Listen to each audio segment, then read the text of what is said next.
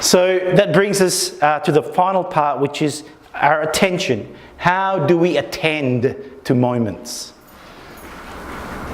How do we attend to moments? And that's just the focus concept. So we are good at focusing. We really are. You know, when you read a book, you can turn everything off and it's just the book and the adventures of the book. When we're watching TV, it's the movie and everything else. You can eat and I'll come back to the eating thing again, leave it alone.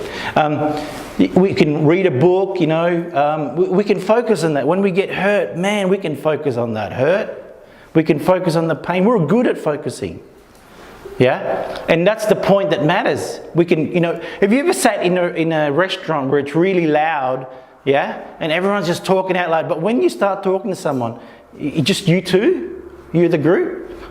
How does that happen? How do you switch off? Because that's our ability to focus. It's what we do.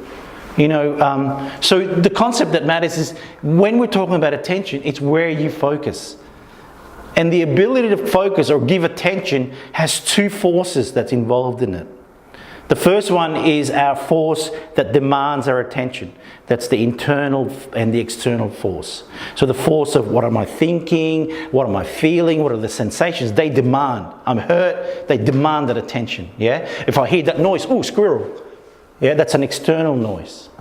Ooh, look at that, what's that? That's an external force that makes us look. But there's another force that's also at play in all of us, and that's the force that regulates.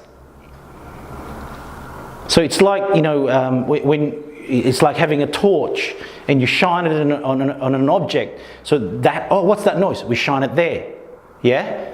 Oh, what's that other one? Oh, we shine it there.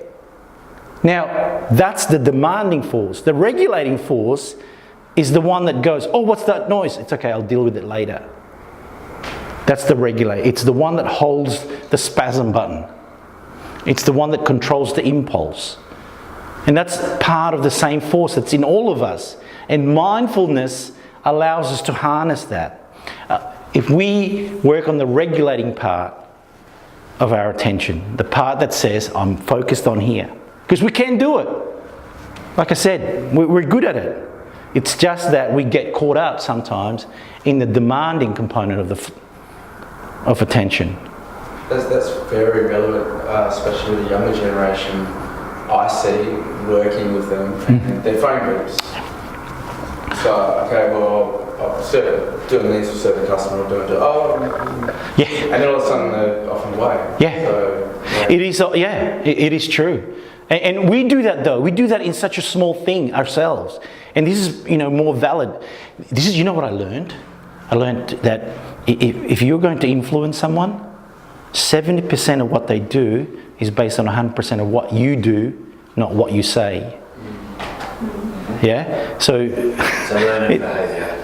Lead by example. You lead by example. If you see them and you're doing it, yeah. Yeah, if you're doing it, it's hard for you to go, you know, you shouldn't be doing that. This works for Shakira. Shakira does this stuff where she's doing stuff and answers the thing, and I'm like, don't do that. And then I find myself going through. Shut up. Same young person at their favourite concert.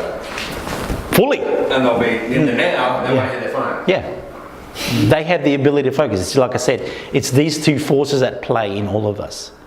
Yeah, we can do it. We can focus on what we need to do. It's because we need to toughen up this muscle, this regulating force, not this one. Yeah, we're going to turn off that. Oh, squirrel. Oh, it's late.